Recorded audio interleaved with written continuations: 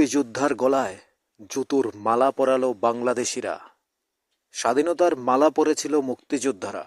আজ সেই স্বাধীন বীর মুক্তিযোদ্ধার গলায় জুতোর মালা পরিয়ে বাংলাদেশের রাস্তায় রাস্তায় হাঁটালেন বাংলাদেশের ডাক্তার ইউনূসের অশিক্ষিত গুন্ডারা। কি বলছেন সেই মুক্তিযোদ্ধা, একবার শুনুন। কতটা নির্মম হতে পারে এই মুক্তিযোদ্ধার কথাগুলো, একবার শুনুন আপনারা। আমি সারা বাংলাদেশের মুক্তিযোদ্ধাদেরকে সেলিউট করি।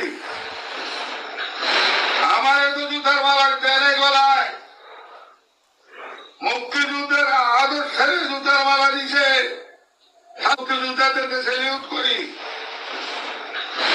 আমার এত জুতার মালার দেনে গলায় মুক্তিযুদ্ধের আদর্শের জুতার মালা দিছে, সারা বাংলাদেশের মুক্তিযোদ্ধাদের গায়ে গলায় জুতার মালা দিয়েছে। আমি কোন দেশে আছি?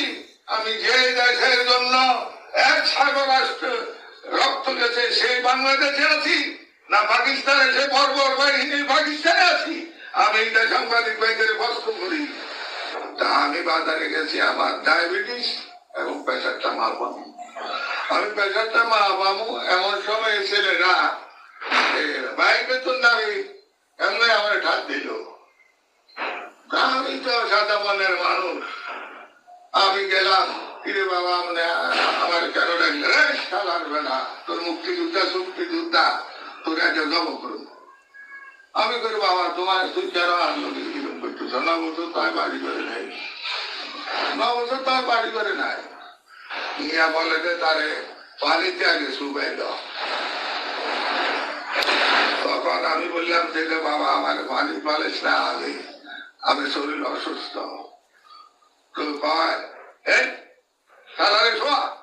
তখন আমাদের দেওয়ার সময় দিছে এবং সেখানে এবার উপরে আমার লাঠি দেওয়া শুরু করলো।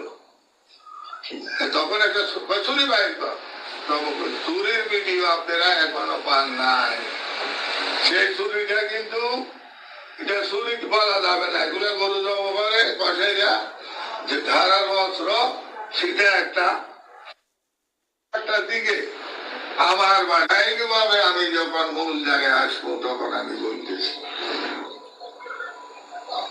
আমি সারা বাংলাদেশের মুক্তিযোদ্ধাদেরকে সেলিউট করি।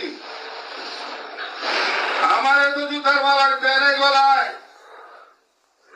মুক্তিযুদ্ধের আদর্শের জুতার মালা দিছে, সারা বাংলাদেশের মুক্তিযোদ্ধাদের গায়ে গলায় জুতার মালা দিয়েছে। আমি কোন শুনলেন তো, বাংলাদেশের এই স্বাধীনতা প্রেমী আদর্শমান যে বাংলাদেশকে স্বাধীন করার ক্ষেত্রে নিজের প্রাণ, নিজের পরিবার সব কিছুকে বিসর্জন দিয়ে পাকিস্তানের ঘাতক বাহিনীর সামনে দাঁড়িয়েছিলেন, বুক ফুলিয়ে লড়াই করেছেন যে দেশের জন্য, যে বাংলাদেশ নামে সৃষ্টি করেছে, স্বাধীন করেছে ভারতের সহায়তায়, সেই বাংলাদেশের একজন স্বাধীনতা প্রেমী বীর মুক্তিযোদ্ধাকে আজ জুতোর মালা গলায় পরিয়ে রাস্তায় হাঁটাচ্ছেন বিএনপি জামাতরা, বাংলাদেশের অশিক্ষিতরা, ডাক্তার ইউনূসের অশিক্ষিত গুন্ডারা। কি বলবেন আপনি? কি বলার আছে আপনার? তারপর চুপ করে থাকবেন কি করে? যে বাংলাদেশে সংখ্যালঘুদের ওপর নির্যাতন, মন্দির ভাঙা, হিন্দুদের ওপর অত্যাচার চলছে, তারপর এবার মুক্তিযোদ্ধাদের জুতোর মালা পরালেন। কোন দেশে আছেন আপনারা? এ কি বাংলাদেশ নাকি পাকিস্তান? কেন স্বাধীন করেছিলেন? বলছেন মুক্তিযোদ্ধা নিজেই বলছেন স্বাধীনতা প্রেমীদের জুতোর মালা পরালো। এর চেয়ে বড় অপরাধ, এর চেয়ে জঘন্যতম মনে হয় পৃথিবীতে আর কোনো কাজ নেই। আমরা আফসোস করি, আমরা ভারতীয়রা আফসোস করি, কারণ আমাদের দেশের স্বাধীনতার ৭৮ বছর হয়ে গেছে, কিন্তু আমরা আমাদের বীর মুক্তিযোদ্ধাদের আমরা দেখতে পারিনি ঠিক মতো, আমরা দেখি নাই বীর মুক্তিযোদ্ধাদের। তাই আমরা আফসোস করছি, আমরা আফসোস করছি, কারণ আমরা তখন খুব ছোট, যখন আমাদের বীর স্বাধীনতা প্রেমীরা ভারতের ব্রিটিশদের পরাজয় করে আমাদের স্বাধীন ভারতবর্ষ তৈরি করেছেন। স্বাধীনতার ৭৮ বছর হয়ে গেছে, তাই আমাদের বীর মুক্তিযোদ্ধারা, স্বাধীনতা প্রেমীরা, তারা বহু আগেই পৃথিবী ছেড়ে চলে গেছেন। তাই আমরা ভাবি আমরা মুক্তিযোদ্ধাদের পেলে আমরা তাদের হয়তো কিভাবে শ্রদ্ধা করতো আমাদের দেশ, কিভাবে আমাদের মুক্তিযোদ্ধাদের রাখতো সেটা আমরা জানি না, কিন্তু আমরা প্রাণ ভরে ভক্তি ভরে শ্রদ্ধা করি স্বাধীনতা প্রেমীদের। আর ওরা বাংলাদেশিরা তাদের জ্যান্ত স্বাধীনতা প্রেমী, যারা দেশে মাত্র 53 বছর হয়েছে যে বাংলাদেশ স্বাধীন হয়েছে, সেই স্বাধীনতা প্রেমীরা এখনো জীবিত আছেন, তাদেরকে জুতুর মালা পরিয়ে রাস্তায় হাঁটাচ্ছেন। এর চেয়ে লজ্জার, এতে ভয়ঙ্কর আর কি হতে পারে? কি মনে হয় আপনার? জানাবেন কমেন্টস বক্সে। থাকুন নিউজ ত্রিপুরা ওয়ান চ্যানেলের সাথে। কোনো ভাষা নেই বলার।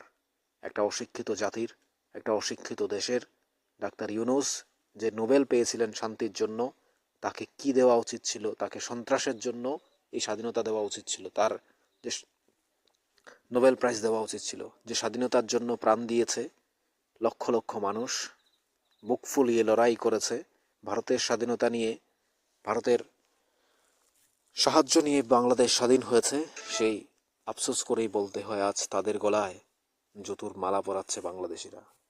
কি বলবেন আপনি, বলুন আপনার ভাষায়।